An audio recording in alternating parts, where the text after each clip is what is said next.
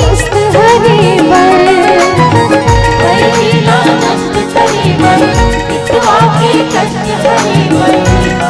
सतयुग मत धाये ओ कैली अवतारे बदला मुखी बाप लाए, कैली अवतारे बदला मुखी बाप लाए, कैली अवतारे बदला मुखी बाप लाए, कैली अवतारे बदला मुखी बाप लाए।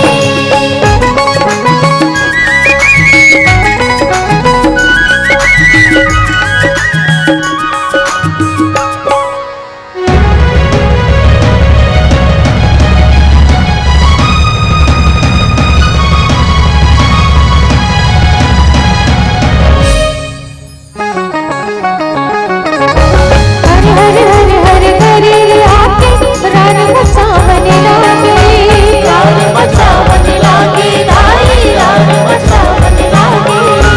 डर के मारे जीव जंतु सब जान बचावन लागे, जान बचावन लागे दाई, जान बचावन लागे। अल्हनी कैसन आगे विष्णु जी गुण गे